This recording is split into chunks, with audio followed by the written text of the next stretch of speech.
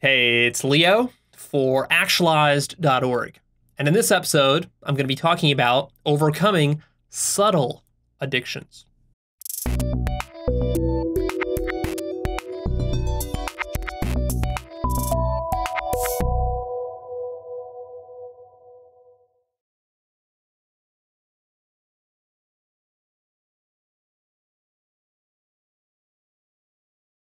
Addictions are bogging you down, taking up all your time so you have no room left for personal development work.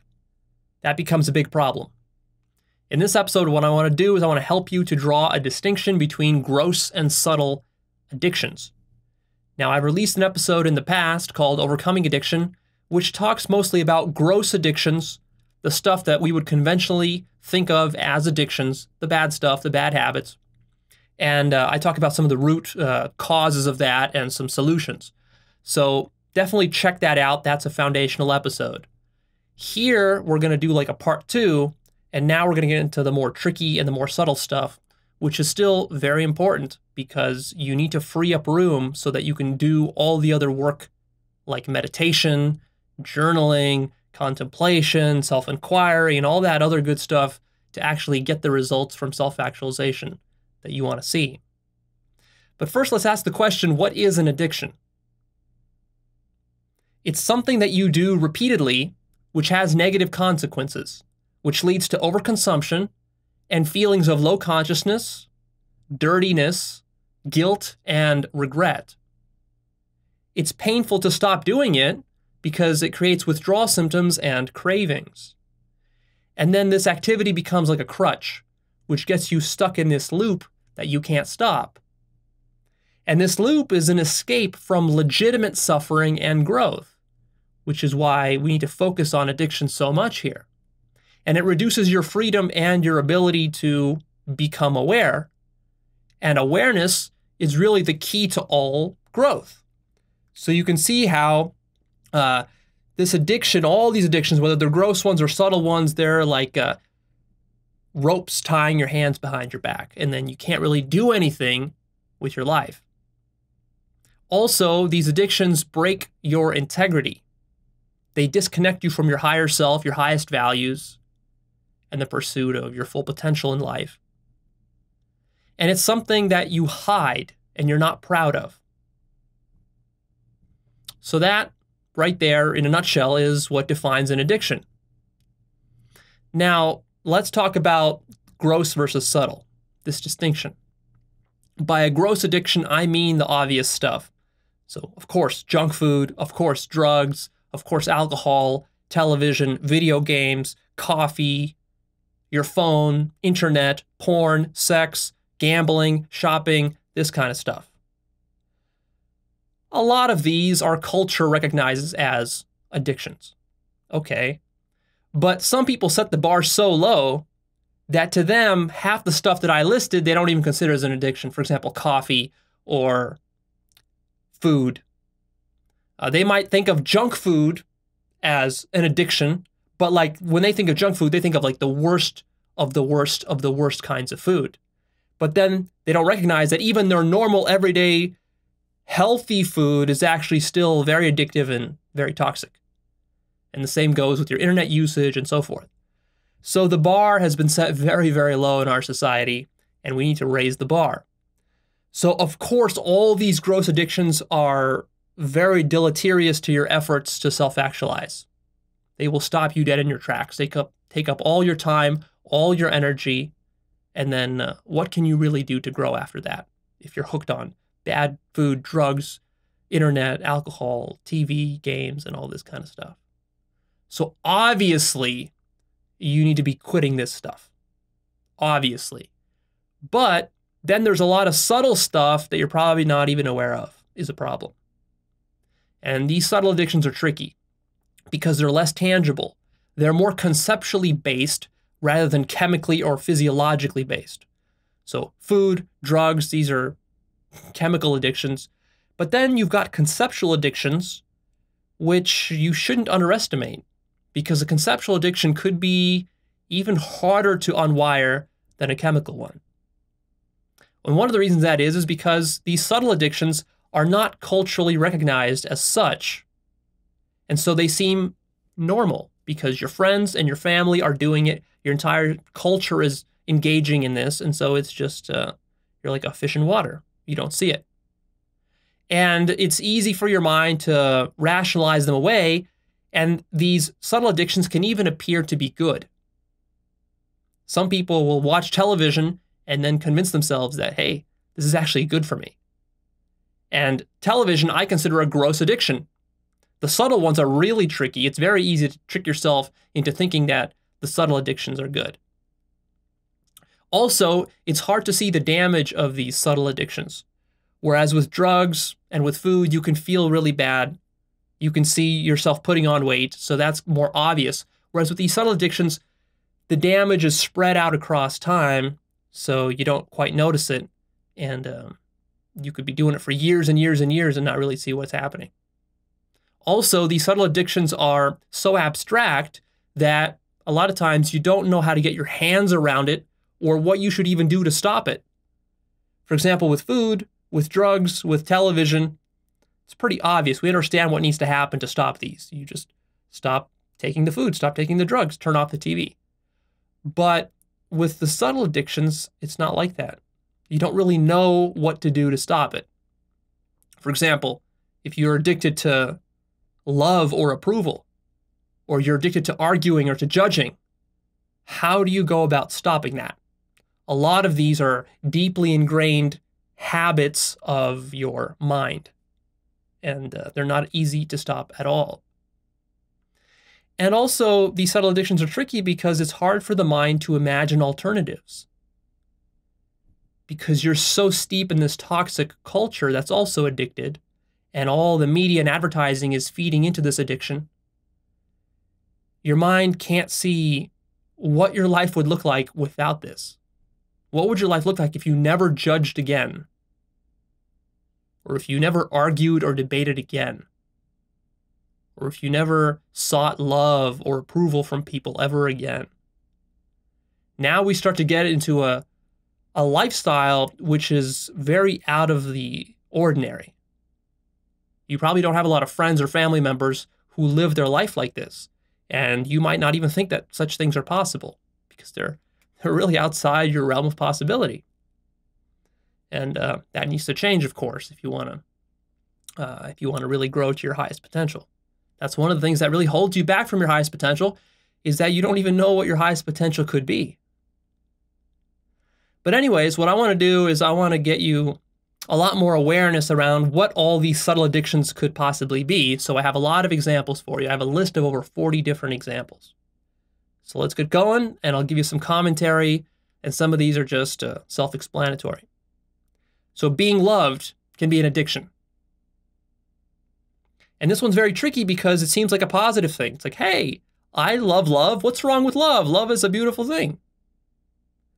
But it can become toxic very easily when you need it, when you're attached to it, when your whole sense of being and your entire career or your entire relationship or marriage or all your family life is all about being loved. And then you actually crave it when you don't get it. See, then you're hooked on it. Judgment and criticism is a big point of addiction for people. And they don't recognize it because our whole culture in the media, in the news, in politics, it's all about judging and criticizing people.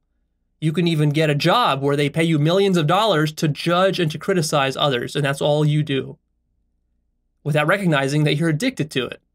You've just also doubled down and made a career out of it, which is a real problem. Being right and proving others wrong can be a serious addiction. Arguing and debating is a big addiction that I see people falling into.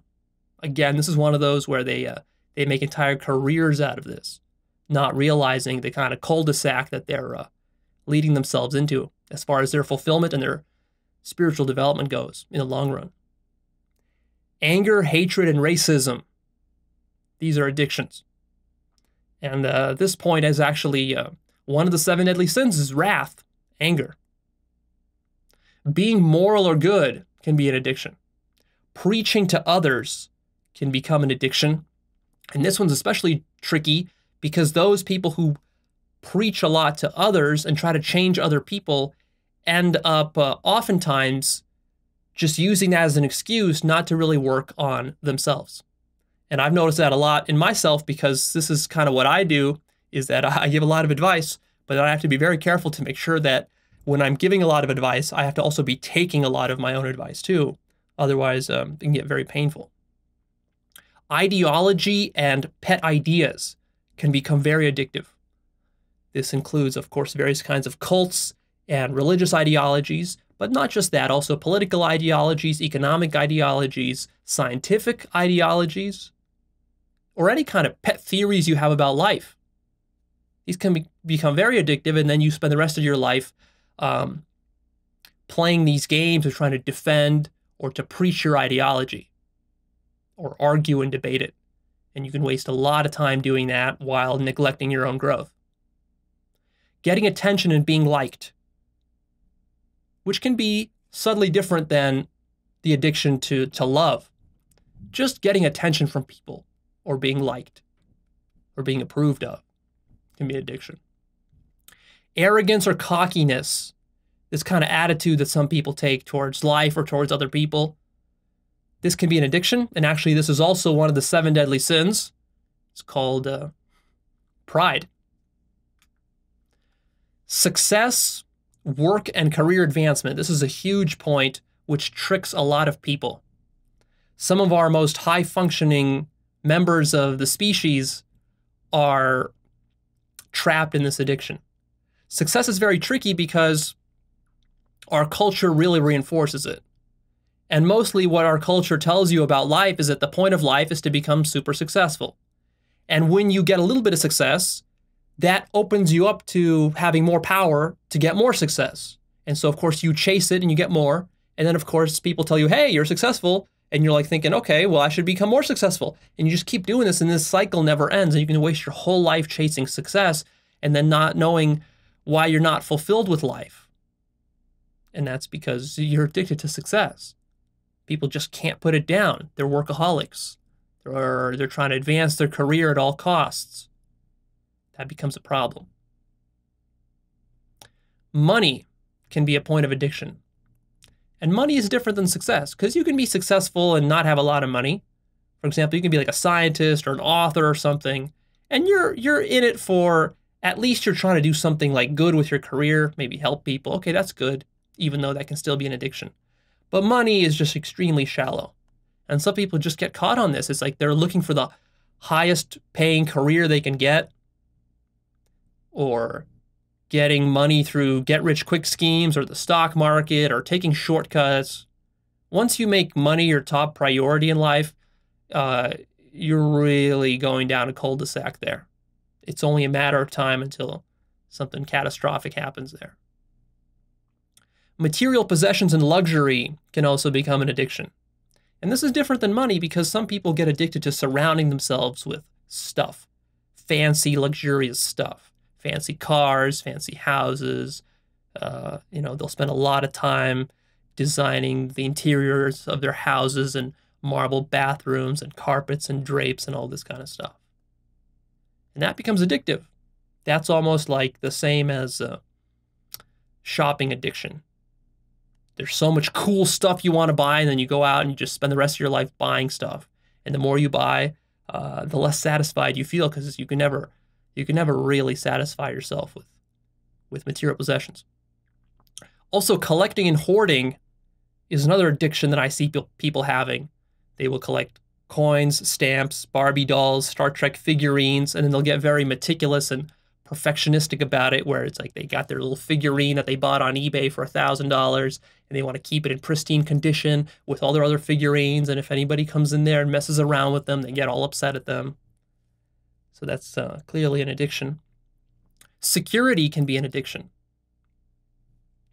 And this might come from, for example, if you grew up in an insecure family, you didn't have money or something else, you didn't have safety, and now as an adult you spend the rest of your time trying to get this security, whether it's security with your finances or security with your career.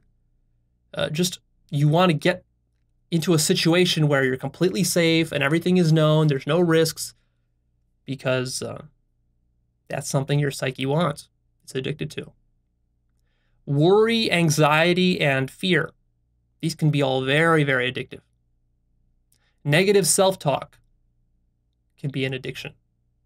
And by negative self-talk, I don't just mean the words you say to yourself in your internal voice, but also the tone of those words. A lot of people don't even realize that they're speaking themselves in this nasty, harsh, negative tone. And then how do you expect to fulfill on your dreams with that kind of voice in your head? The past and old wrongs and feuds can be addictive. Some people are really hung up on something that happened to them in the past, and they make their whole future as a reaction against the stuff that happened in the past. And then they relive all the trauma or whatever that happened to them in the past, and then that becomes an addiction. Technology can be an addiction. And of course, I don't just mean TV, internet, and your phone. Those I consider gross addictions.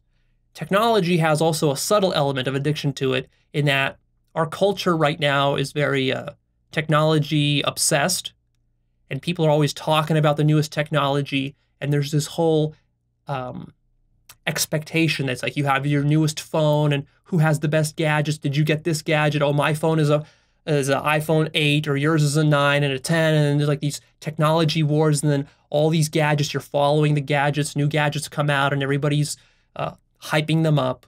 VR, phones, augmented reality, whatever it is, self-driving cars, this will just keep going and going and going and going. There's no end to technology. And then people get really hooked on this idea that the whole point of life is technological progress, without realizing that no matter what level of technology you're at, it doesn't really change how you feel about your life. Technology does not grow you. And in many cases, it just takes up a lot of your time and attention, which you need to do real inner work. Another addiction is being efficient and being productive.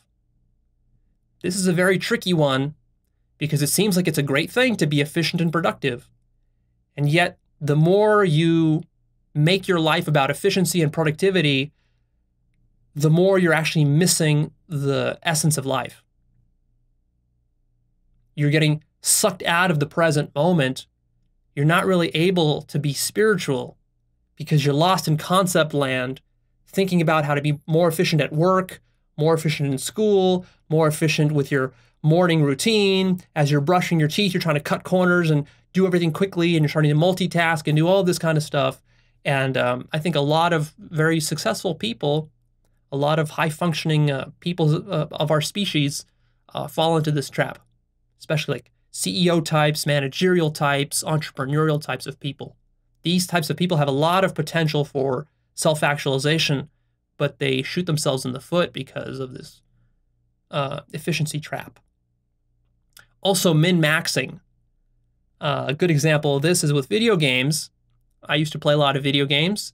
If you play video games, like RPGs especially, you know what I'm talking about with min-maxing. It's this idea of you have your RPG character, and you're trying to get all the stats perfect. You're trying to find what the best equipment is. How do you find the best loot and get everything skilled up?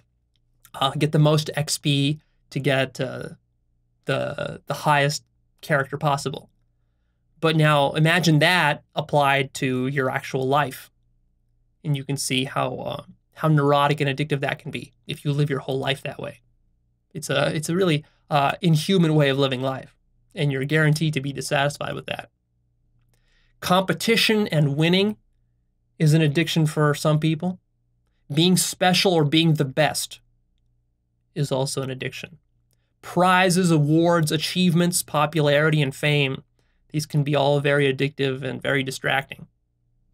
Multitasking and distracting yourself. Multitasking is a huge problem these days.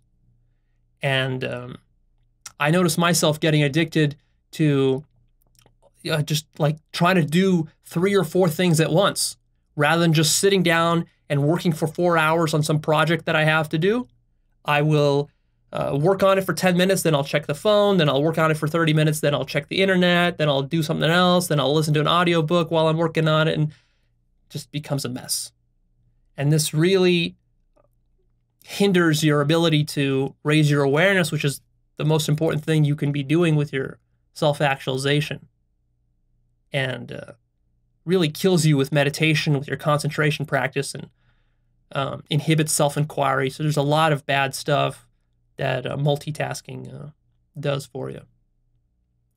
Helping people and changing people can be very addictive. Some people get hung up on this idea that they are a helper and that their role in life is to help people and to improve people, to change people. And then that becomes part of their whole identity, and they're addicted to it. And then all that, of course, backfires because they're not working on themselves. Family can be an addiction. Companionship and being with people can be a big source of addiction.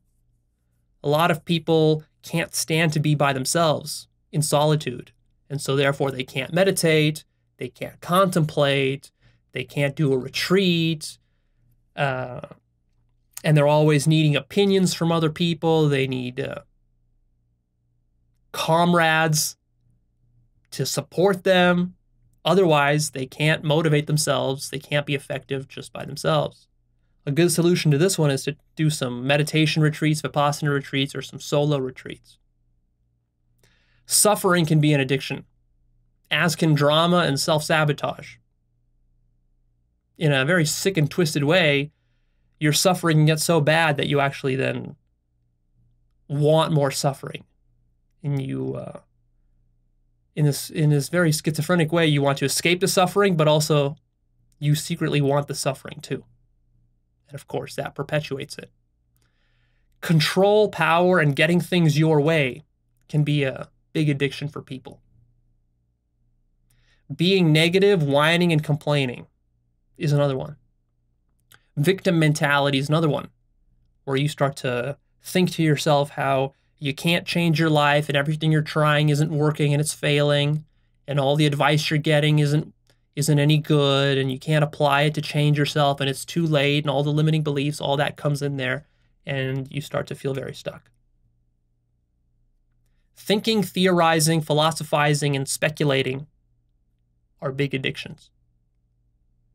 Almost everybody is addicted to thinking and over-conceptualizing. And this becomes especially a big problem when you're trying to pursue spiritual development and enlightenment. Analysis is another one.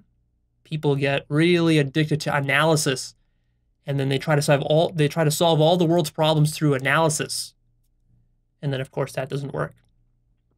Boasting and showboating is another one. And this is also one of the 7 deadly sins. It's called vainglory. Physical comfort can be an addiction.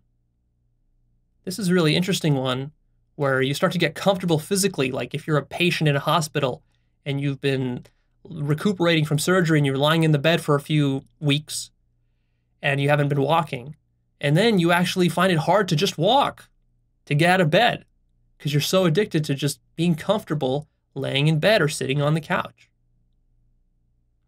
Laziness and procrastination, of course, turn into addictions. Laziness is like this slippery slope that you get a little bit more lazy, which makes it easier to get a little bit more lazy, and then a little bit more lazy, and a little bit more lazy, and then you're sliding all the way down. And then the lower you go, the harder it is to get yourself out of it. And this one is also one of the 7 deadly sins. It's called sloth. Perfectionism is an addiction.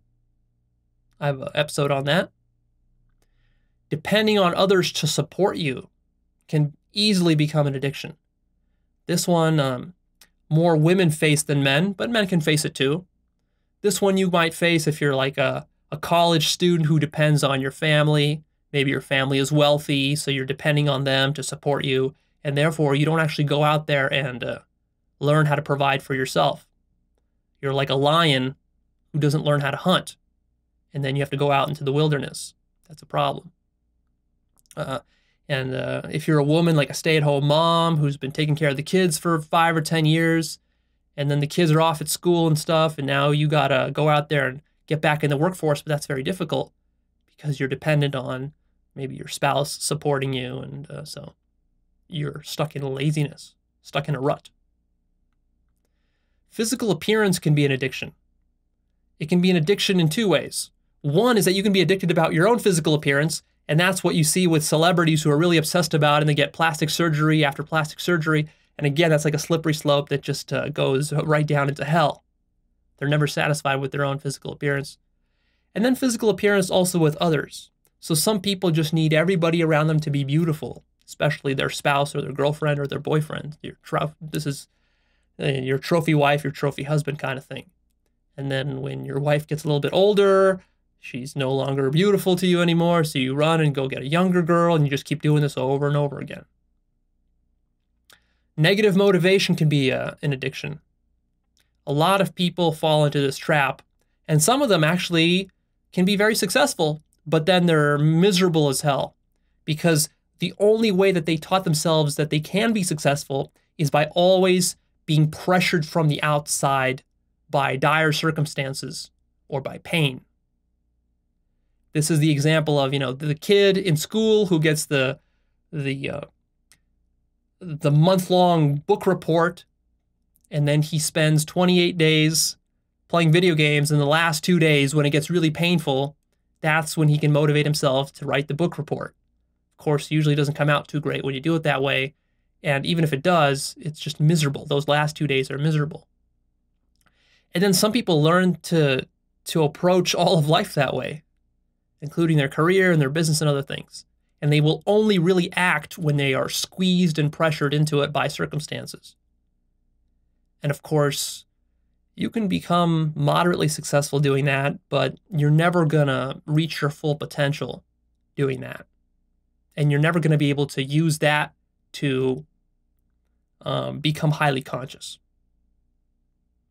And another way that people do that is through guilt, which can be an addiction. So guilting yourself about everything you're doing over and over again. And then some people really get into that, especially some religious folks like the Catholics. Jealousy and envy can be addictions. I have an episode on how to deal with jealousy.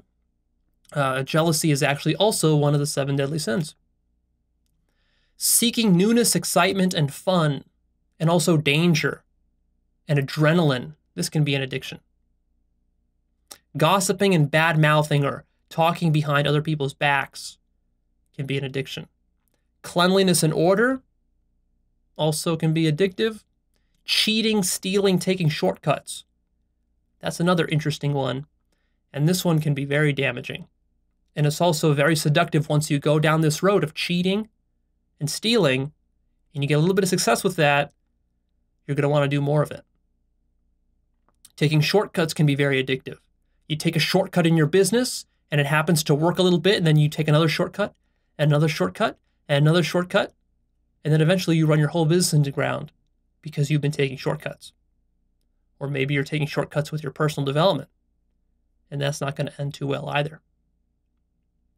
Lying, manipulating, and exploiting.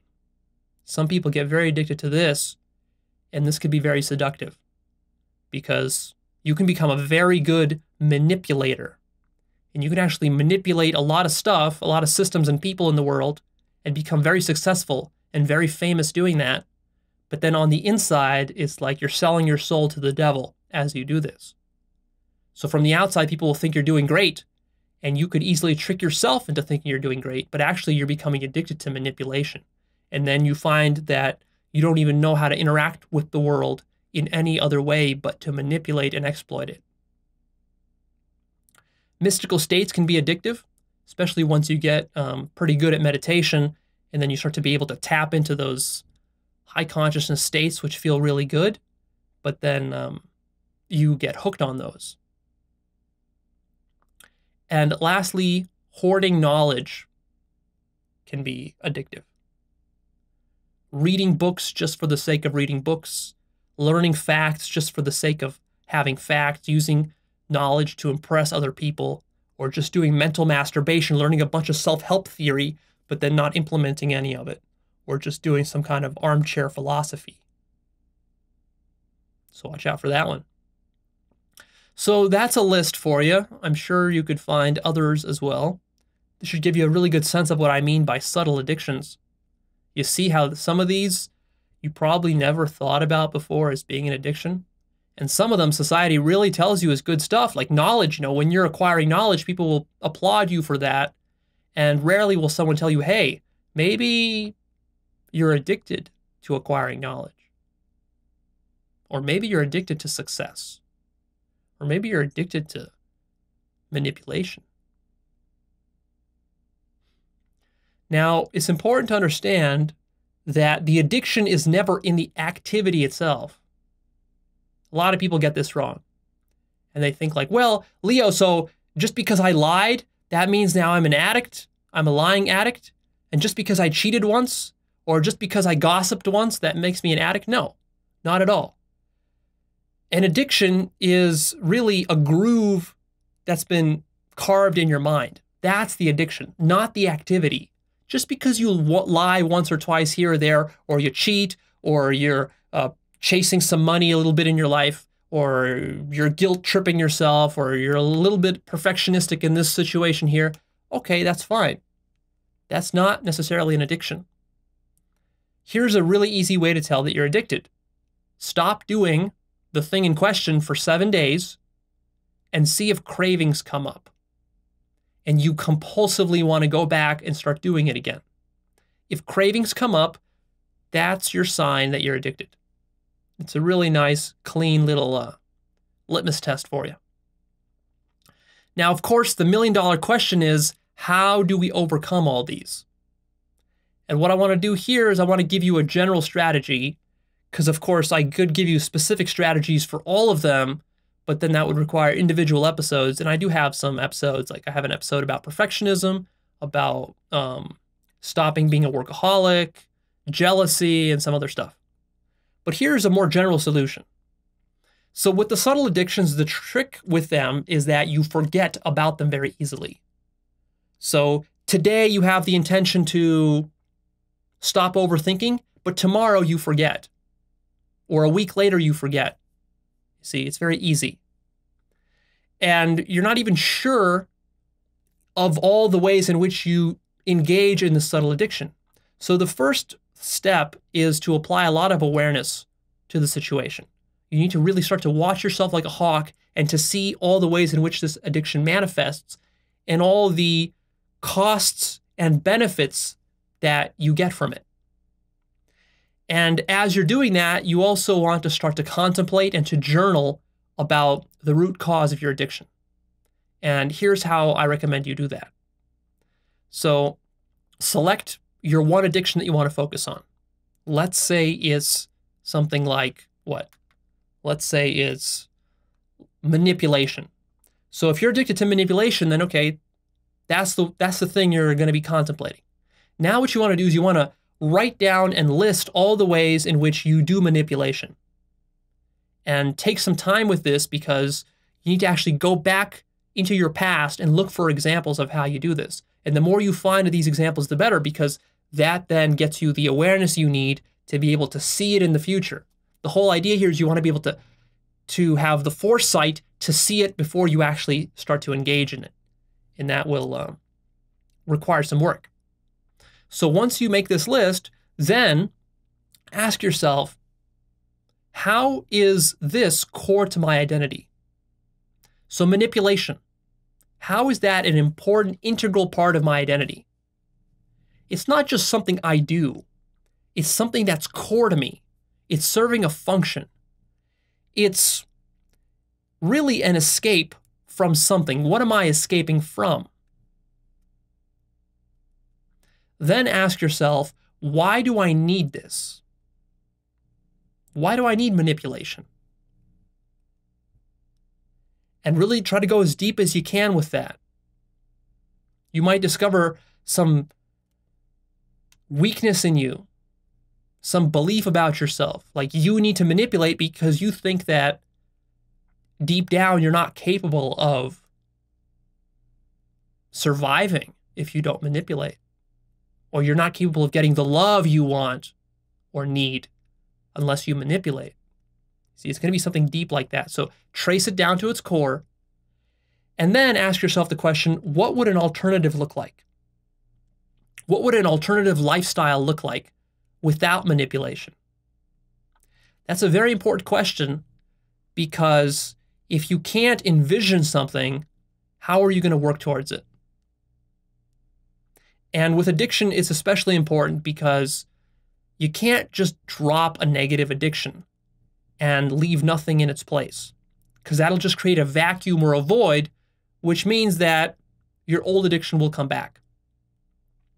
And this is the problem that, like, for example, heroin addicts face, is that if you take a heroin addict and you ask them, well, what's an alternative lifestyle to this heroin addiction that you have? And one of their problems is going to be is that they can't even imagine it, because they're living in their whole lifestyle is wrapped around this heroin addiction. And when they think about something like maybe, hey, maybe I'm going to ditch this heroin addiction and I'm going to become like a yoga instructor, I'm going to become a meditator, and I'm going to follow my life purpose, I'm going to clean my life up, and I'm going to have a family and some kids and all that. Like if they have that kind of alternative idea placed in their head, well, first problem is that they won't even have that kind of idea. But even if they do, they'll quickly dismiss it, because they'll see that, nah, that's not nearly as good as what I've got already. My heroin lifestyle is way better than that.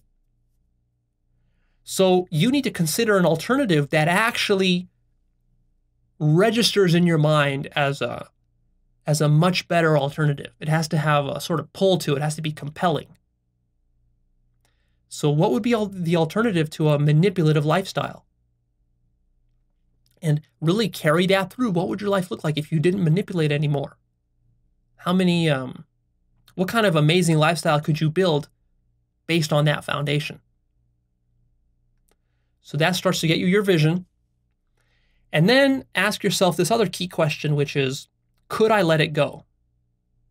Could I let go of this core aspect of my identity, which is manipulation in this case?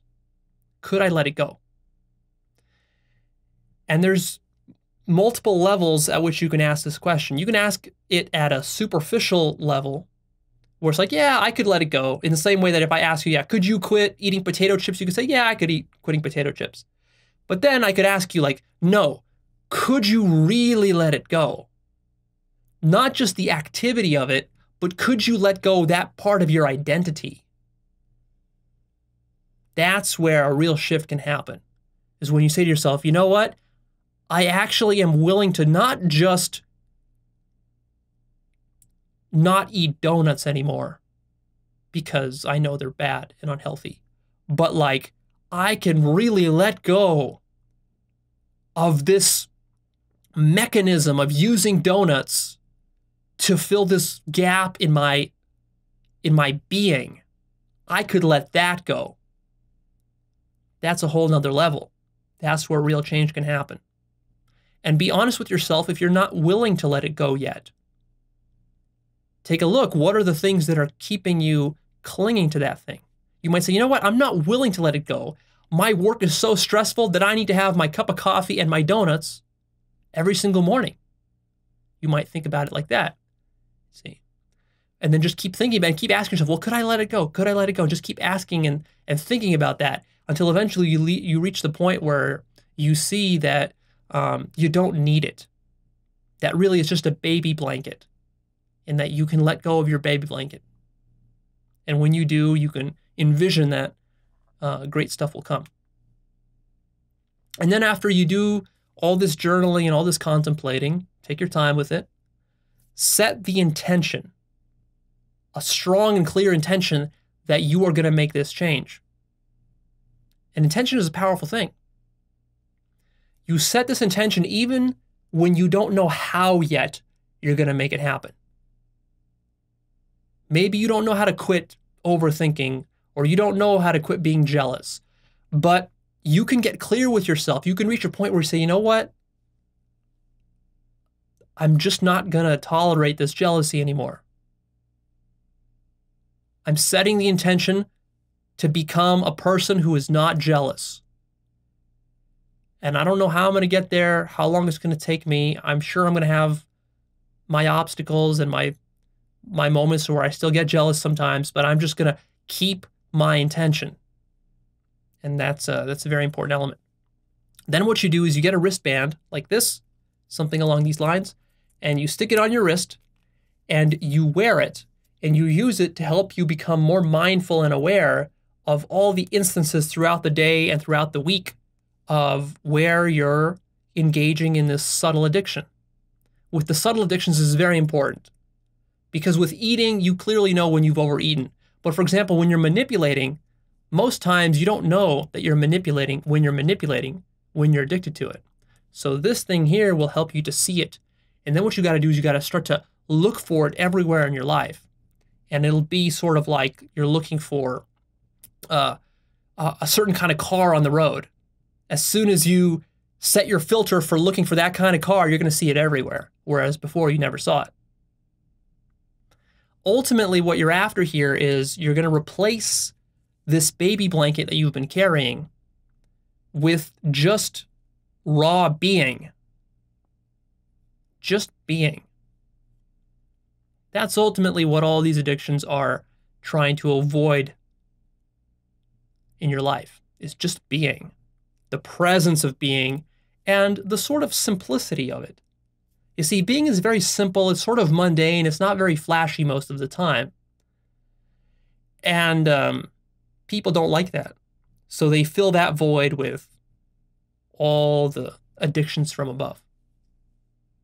If you really want to get a taste of what being is like in its pure form, try to do a solo retreat, like I've talked about in the past, where you just do 7 or 10 days of a retreat all by yourself, not talking to anybody, not distracting yourself with anything. Complete solitude. And get back in touch with yourself and face that emptiness within you. And then that will be really the root solution to many of these problems. But nevertheless, you still have these habits ingrained in your mind. So these solo retreats, what they'll do is they'll put you in touch with being in the sense that they'll give you a good preview of what your life could be once you go through and systematically over the years clean up all these addictions. Don't try to clean up all these addictions at one time. It's not going to work. This is a lifelong project here.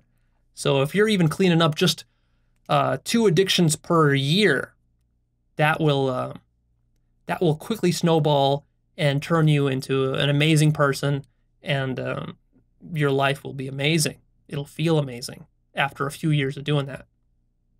Ultimately, the reason that you want to remove all these addictions is so that you're free, you're liberated, and you're undistracted, and you have the time and the energy and the awareness to get to work on yourself and to get to work on all your dreams, on your life purpose, on following through on your top values. That's what it's all about. This is one of the highest leverage things you can do to self-actualize and to change the quality of your life. Because most people have so many of these addictions that from the time they wake up in the morning to the time they go to bed, it's just a series of them living out one addiction after another. It's like addictive breakfast, then addictive work style, then addictive phone, addictive family life, addictive relationship, addictive lunch, addictive more work, addictive emails. You know, it's just like addictions, addictive entertainment, and then addictive dinner. And it's just addictions from morning to night. So where in that schedule can you fit things like meditating, contemplating, reading good books, going to seminars, etc.? You can't. You see, you can't. And that's one of the reasons that most people can't really self-actualize, is because they're just so stuck. Their schedule is just too full. So start opening that up, and then you'll get a lot more out of these videos. All right, that's it. I'm signing off. Please click the like button for me, share this episode with a friend, and come check out actualize.org. This is my website. I have some exclusive resources there, including my blog, my life purpose course, my book list, the forum, and other stuff that I hope to release in the future that you can only find there. So check all that out, subscribe to the newsletter, and stick with me for more in the future.